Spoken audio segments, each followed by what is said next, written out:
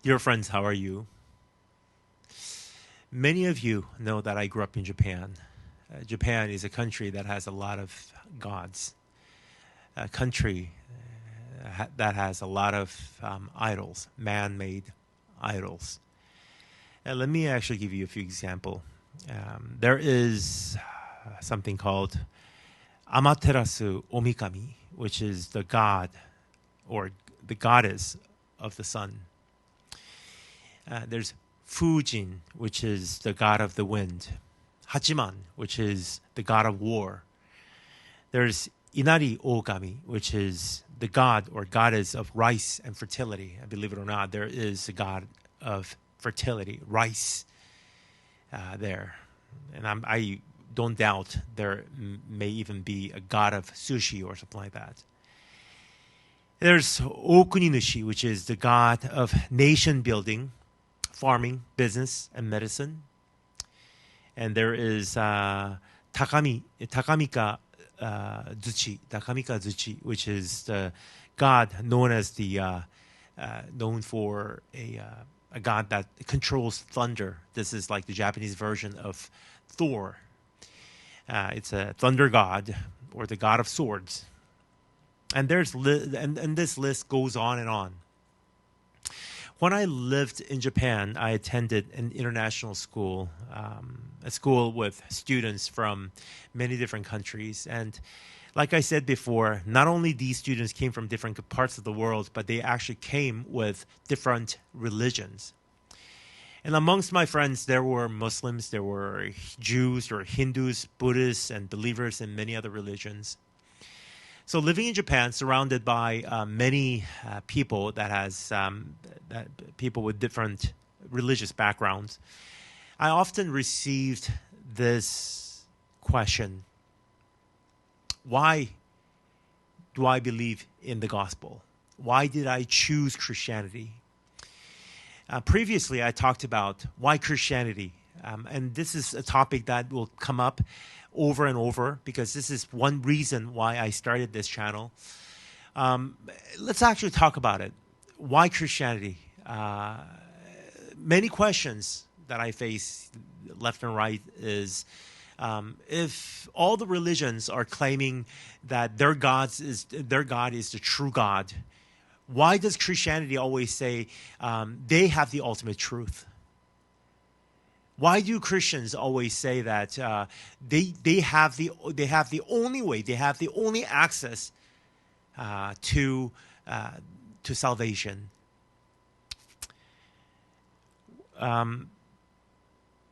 This question has become very important to me because when I was about to go into China, I really had to ask myself, why did I become a Christian? Why did I become a Christian?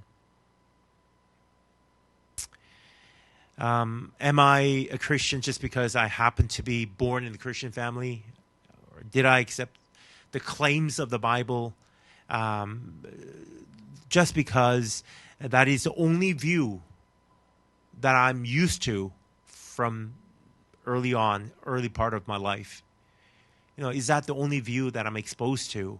Is that why I chose Christianity, and do I believe this is true? Like I said, the answer to this question has become very important because I was about to go into China about 17 years ago as a missionary. And as you know, sharing the gospel in China is illegal. And if I were to go in there and perhaps be persecuted, perhaps be imprisoned, perhaps be even kicked out, or even have my life threatened, at least I wanted to know that this is worth it. The risk that I'm about to take is worth something.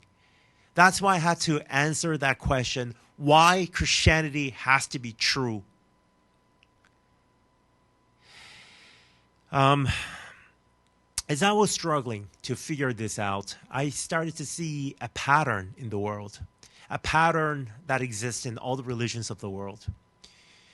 And the pattern may look different from outside, because every religion actually has different facades, different face, different masks. They present something different every time. But, in fact, if you look deep inside, deep enough, you'll see the pattern that goes through all the religions of the world. I believe there's two kinds of people in this world, only two. Religious people and the gospel people.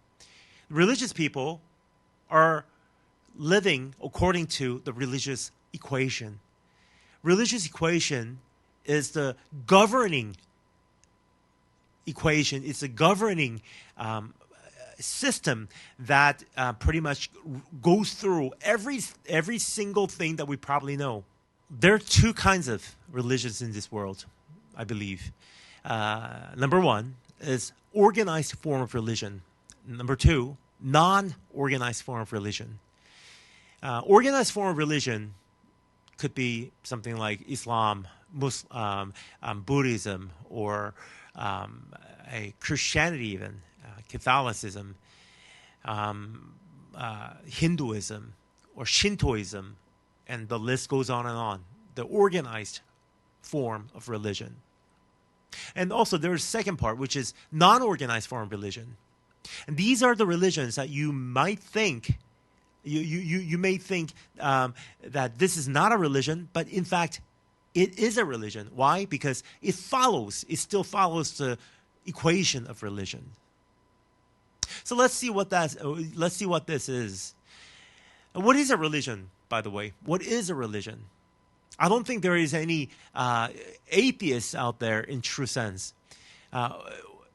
What is a religion? Religion is defined as anything or anyone that gives answers to the big questions of life.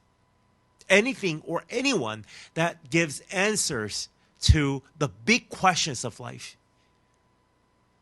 What are these big questions? Where did I come from? Where am I going? What's the meaning of my life? What's the purpose of my life? What am I living for? What can make my life more joyful? What can make me happy?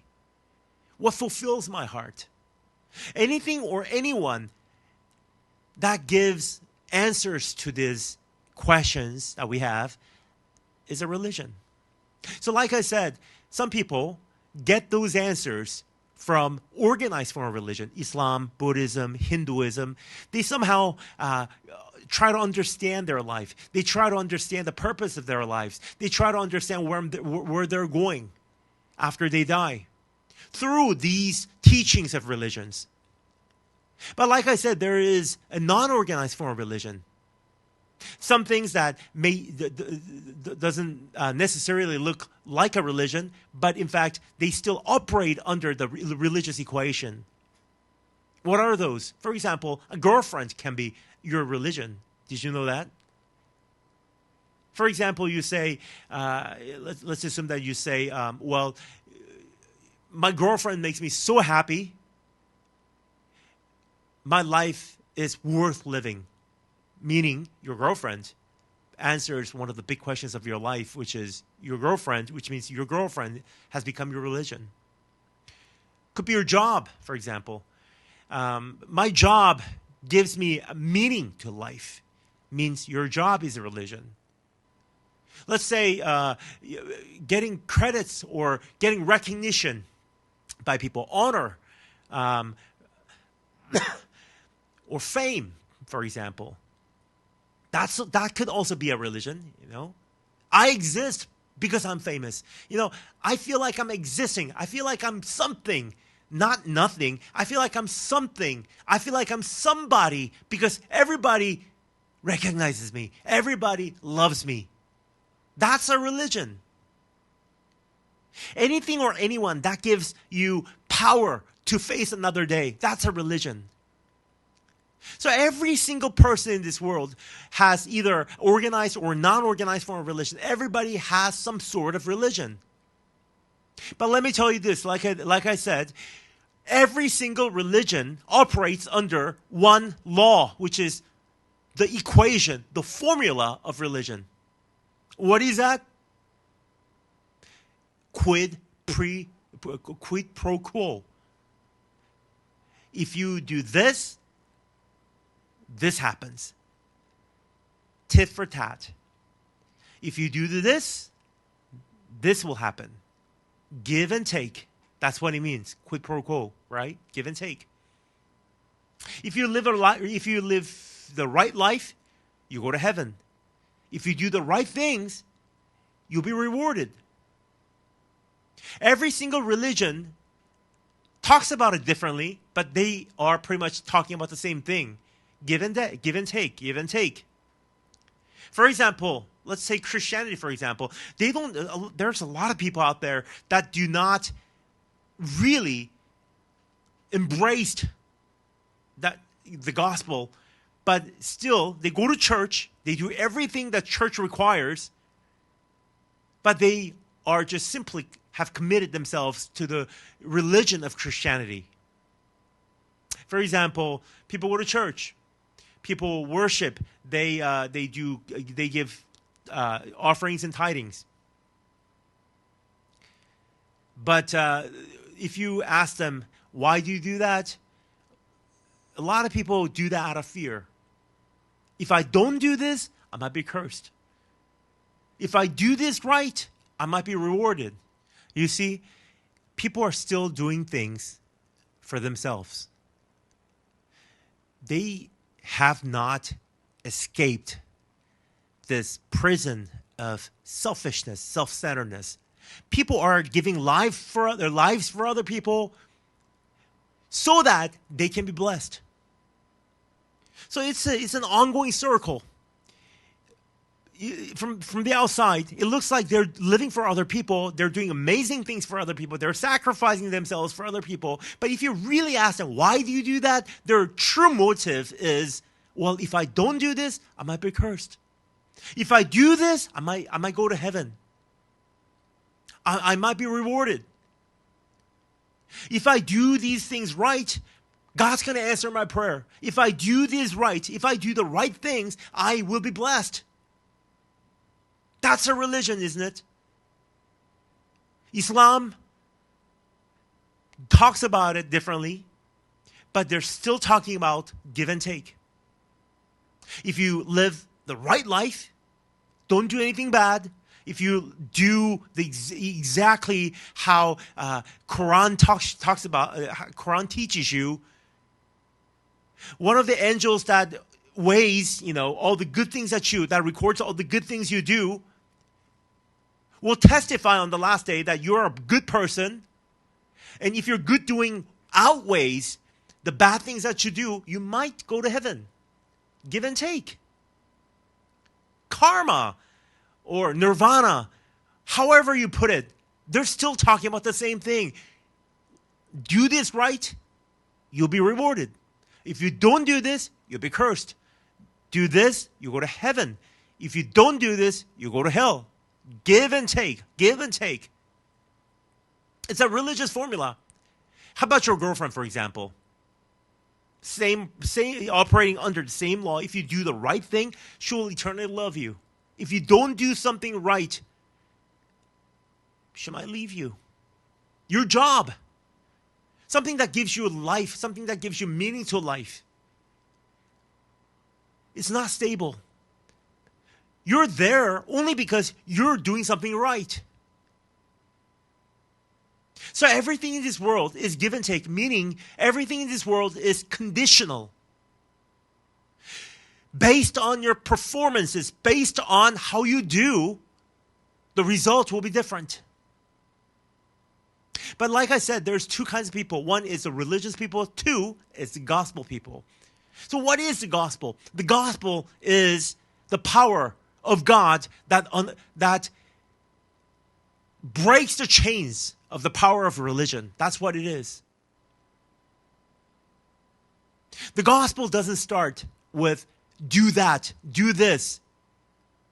That's the law. That's a religion. The gospel doesn't say that. The gospel says, no matter how hard you try, you'll never be able to reach heaven on your own. All have sinned, and they fell short from the glory of God. No one does anything right, not even one. But while we were still sinners, Christ died for the ungodly. That's the gospel. God unconditionally loves you. God unconditionally, because of Jesus Christ, God unconditionally forgives you. You know what that's called? Grace. There is no other religion that uses the word grace. Grace defines Christianity. Grace defines the gospel. What is grace? It's an unmerited favor. It's a favor you did not earn. You did not earn God's forgiveness. You did not earn God's love. You did not earn God's acceptance. Because Jesus Christ died for us on the cross, God forgave you. Because of him. God loves you because of him. God accepts you and welcomes you as a children of God because of him. That's grace. That's the gospel. And how do you change? If you're truly loved and if you're truly forgiven, your heart will be moved. You'll say, you know what, God? I've lived a terrible life until now. But not because I'll be cursed or perishing or I'll go to hell or whatnot. That's not the motivation that I have. But because I'm already forgiven, and that gives me enough reason for me to want to change. While we're still sinners, Christ died for us. And God, because of that, my heart has changed. We're not doing things right just because we want something else. God has already given us everything. Forgiveness, love, grace, mercy, his inheritance, right to become the children of God. But what's the motivation now that we have everything now? The motivation is, if you're forgiven much, you will love much. When you really experience the grace of God, you'll want to change. You will want to become a better person. That's the gospel. And unfortunately, not a lot of people see that. Not because the gospel message is false, not because the gospel message has controversies, but the Bible says in 2 Corinthians chapter 4, verses 3 to 4. Let me read this for you. And even if our gospel is veiled, it is hidden to those who are perishing. Why? The God of this age, meaning Satan, demonic works. The God of this age, the enemy, has blinded the eyes of the unbelievers.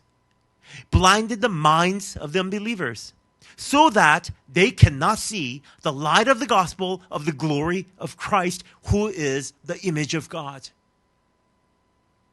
Not because the gospel message is false, because the God of this age, the God of the world, Satan, demonic powers, the evil in this world, do not want you to see the light of the Christ, the beauty of Christ.